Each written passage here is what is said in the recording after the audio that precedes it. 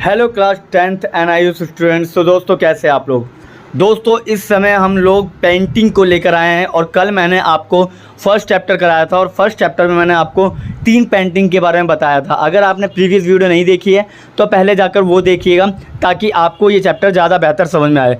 मैं important question बिल्कुल भी नहीं करा रहा, फिलहाल मैं चैप्टर्स लेकर चल रहा हूँ क्योंकि हमारे पास अभी बहुत समय है, ठीक है। और अगर किसी भी तरह का कोई भी डाउट है, कोई भी क्वेश्चन है तो आप कॉमेंट बॉक्स में पूछ सकते हैं और जो भी बच्चे जो भी सब्जेक्ट पढ़ना चाहते हैं वो कॉमेंट बॉक्स में बता सकते हैं, ठीक है। सो आज हम लेकर आए हैं सेकंड चैप्टर। तो सेकंड चैप्टर में हम देखने आए हैं कि 7वीं से 12वीं शताब्दी तक कला का इतिहास और उसका मूल्यांकन, ठीक है। तो 7वीं शताब्दी से 12वीं शताब्दी तक में जो भी कला का इतिहास है ना, वो सारा का सारा हम इस चैप्टर में पढ़ने जा रहे हैं, ठीक है। तो चलिए देखते हैं। भारतीय कला के इतिहास में गुप्त काल के बाद का समय मंदिर वास्तुकला की प्रगति का युग कहलाता है, ठीक है। तो भारतीय कला के इतिहास में गुप्त काल के बाद जो भी समय आया ना, उसे हम मंदिर वास्तुकला की प्रगति का युग कहते हैं, ठीक है। यानी कि गुप्त काल के बाद सबसे ज़्यादा हमें मंदिर देखने को मिलते हैं, ठीक है। उसके बाद हम देखते हैं कि दक्षिण में पल्लव, चोल तथा होयसाल एवं पूर्व में पाल, सेन और गंग वंश के, यानी गंगा वंश है और गंग वंश भी इसी को कहते हैं। तो गंगा वंशों ने इस प्रगति को सहेजा और इसे प्रोत्साहन दिया, ठीक है। तो दक्षिण में देखिए, गुप्त काल के बाद आप दक्षिण में पल्लव देखेंगे, चोल देखेंगे, होयसाल देखेंगे और इसके अलावा आप पूर्व में पाल, सैन और गंग वंश भी देखेंगे। तो इन लोगों ने किस तरीके से कला का प्रगति की, इसके बारे में हम इस चैप्टर में पढ़ेंगे, ठीक है। इसके बाद हम देखते हैं कि पल्लव और चालुक्य 2 ऐसी डायनेस्टी है जिन्हें उनकी मूर्ति कला के लिए याद किया जाता है, ठीक है। जबकि चोल और होयसाल जो है ना, वो अपनी मंदिर वास्तु कला के लिए जाने जाते हैं, ठीक है। तो जो चोल हैं और होयसाल जो है, उनके सब में सबसे ज़्यादा हमें मंदिर देखने को मिलते हैं, ठीक है। तो देखते हैं अब कौन कौन से चित्र है जो उस समय में बहुत ज़्यादा फेमस थे। तो पहला चित्र है हमारे सामने अर्जुन का चिंतन अथवा गंगावतरण, ठीक है।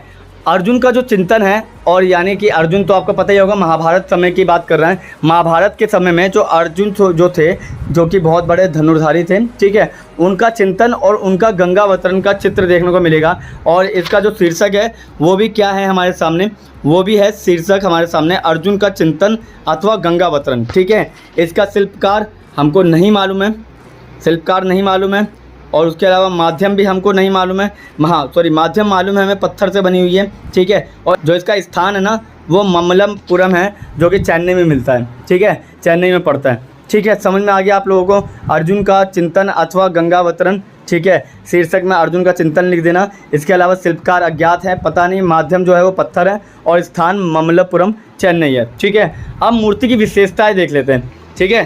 क्या देख लेते हैं, अब हम मूर्ति की विशेषताएँ देख लेते हैं। मूर्ति की विशेषताओं में अगर मैं पहली विशेषता की बात करूं तो यह मूर्ति शिल्प 2 शिलाखंडों में उभरा हुआ है, ठीक है। और इसके अलावा इस मूर्ति में विभिन्न आकार के मनुष्य व पशुओं के झुंड के रूप में उड़ते हुए दिखाई देते हैं, ठीक है। अगर आपकी बुक जो सामने रखी है उसमें देखिए आप कई सारे पशु पक्षी जो है ना, वो उड़ते हुए दिखेंगे आपको, ठीक है।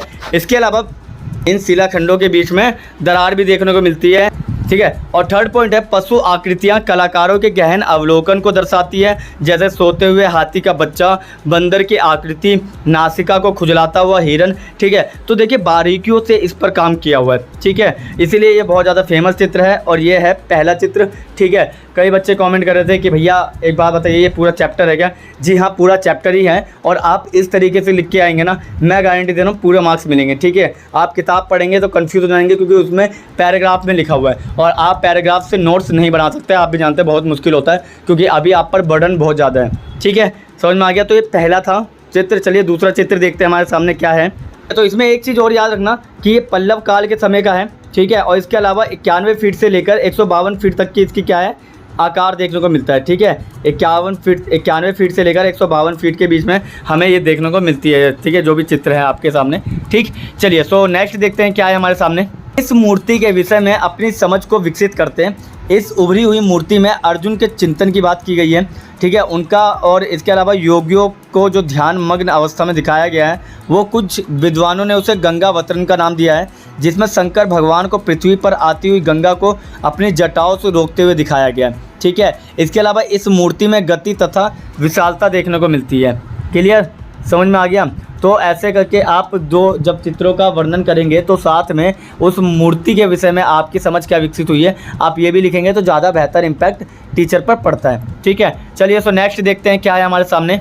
और दूसरी बात, हम साथ साथ क्वेश्चन आंसर भी करते हुए चल रहे हैं, आपने देख लिया होगा, नोटिस किया होगा लास्ट वीडियो में। वैसे ही अब देखते हैं कि अर्जुन का जो चिंतन का दूसरा नाम जो है उसे बताइए। तो उसका नाम है गंगावतरण। किस राजवंश में अर्जुन का चिंतन का मूर्ति कला का निर्माण हुआ, यानी कि किस राज्य में हुआ? तो जो जस्ट ऊपर मैंने बताया था पल्लव वंश के समय में। और अर्जुन का चिंतन में भीड़ में योगियों को किस व्यवस्था में, किस अवस्था में दिखाया था? जस्ट अभी बात की थी, ध्यान मग्न अवस्था में। क्लियर, समझ में आ गया? चलिए नेक्स्ट देखते हैं क्या है हमारे सामने।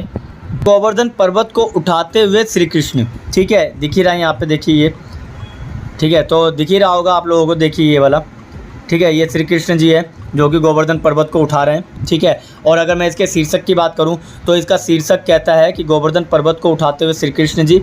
शिल्पकार हमको पता नहीं, माध्यम हमको पता है पत्थर है, स्थान बेलूर है, काल होयसाल का है और इसका जो आकार है वो 3 फीट है। ठीक है, 3 फीट की ये मूर्ति है। इसके अलावा अब हम बात करते हैं मूर्ति कला की विशेषताएं। ठीक है, तो फर्स्ट पॉइंट है, यह मूर्ति होयसाल काल की एक सर्वोत्तम कृति का उदाहरण है। ठीक है, समस्त घटना को अलग अलग परतों में दिखाया गया है तथा कृष्ण को मुख्य केंद्र के रूप में दर्शाया गया है। तीसरा है, कृष्ण को विरोचित नायक के रूप में दर्शाया गया है और उनकी मुद्रा तथा अंगों में लयात्मकता से संयोजन में कोमलता का अनुभव होता है। ठीक है, ये आप किसी में भी लिख देंगे ना तो ये यूनिवर्सल लाइन है। ठीक है, इसके अलावा कृष्ण को घेरे हुए पशुओं का सजीव चित्रण है। ठीक है, सजीव चित्रण देखने को मिल रहा है हमें साइड में जो है हमें। अब देखो आपके सामने जो भी किताब है ना आप ओपन करके बैठा करें, क्योंकि देखो उसमें ये चित्र बड़े दिखते हैं, तो आप इसको सारे पॉइंट को समझ सकते हैं किताब सामने ओपन करके ही।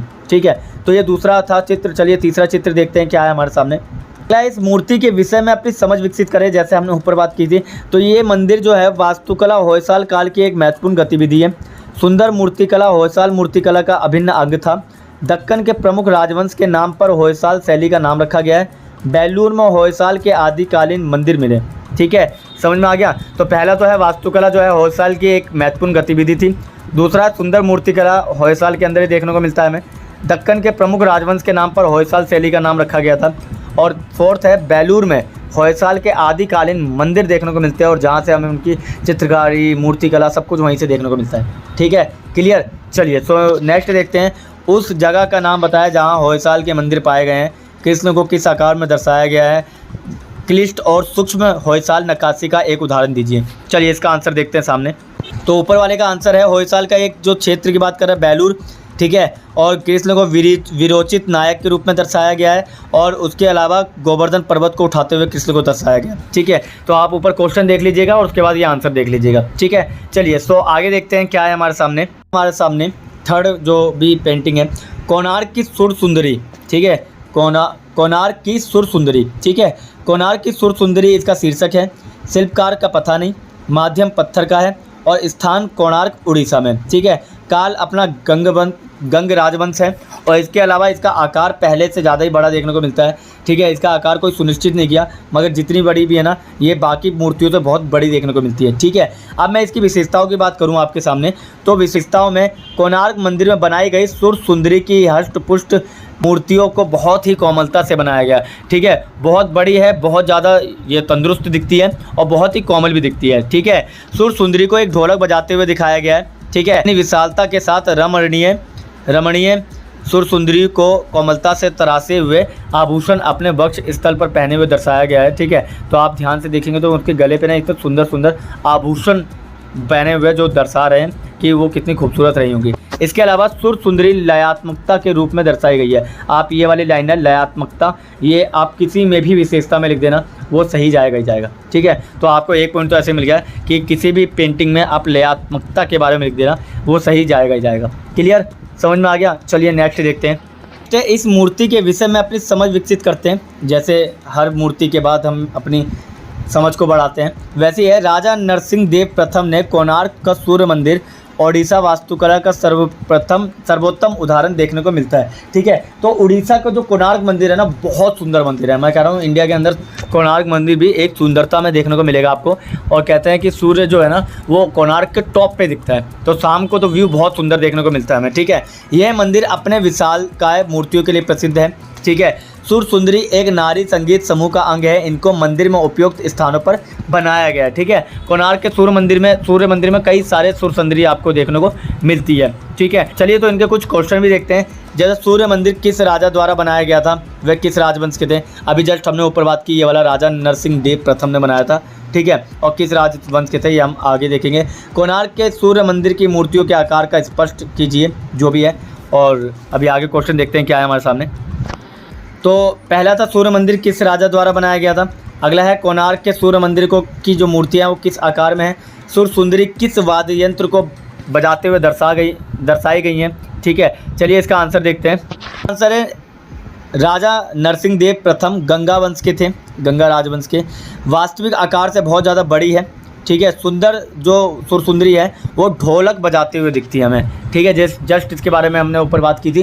फिर से कह रहा हूँ, किताब ओपन करके बैठोगे तो साथ साथ इसके आंसर लिखते हुए भी चलना, ताकि आपको ढूंढना ना पड़े। ठीक है, और फिर याद करना कोई बड़ी बात नहीं है, छोटे छोटे क्वेश्चन के आंसर है। ठीक है, समझ में आ गया। चलिए तो नेक्स्ट है, क्या आप जानते हैं पल्लव अपने मूर्तिकला कार्य के लिए प्रसिद्ध थे। जस्ट हमने ऊपर बात की थी, हम जानते हैं, बिल्कुल जानते हैं। और पल्लव वंश में ममल्लपुरम और कांचीपुरम कला के मुख्य केंद्र बने हुए थे। ठीक है, ये भी इन्होंने बता दिया। महाबलीपुरम में पंचरथ देखने को मिलता है।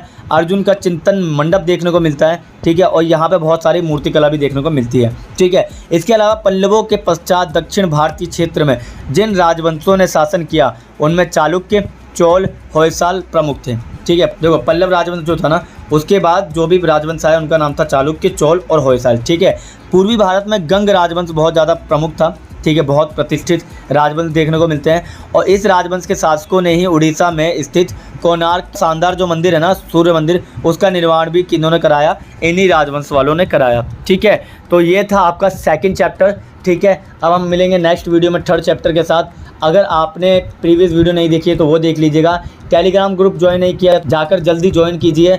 मैं सारे नोट्स उसी टेलीग्राम ग्रुप में डालता हूँ। ठीक है, अगर आपको नहीं पता है तो आप कमेंट बॉक्स में पूछ सकते हैं कि कैसे टेलीग्राम ग्रुप ज्वाइन करना है। ठीक है, और आपके जो डिस्क्रिप्शन है ना, उसमें भी टेलीग्राम ग्रुप का आपको ज्वाइनिंग के लिए मौका मिलेगा। ठीक है, उसके अंदर भी आप क्लिक करके टेलीग्राम ग्रुप ज्वाइन कर सकते हैं। ठीक है, और कोई प्रॉब्लम हो कमेंट बॉक्स में पूछ सकते हैं। मिलते हैं किसी और वीडियो में, तब तक के लिए थैंक यू और हाँ, धन्यवाद।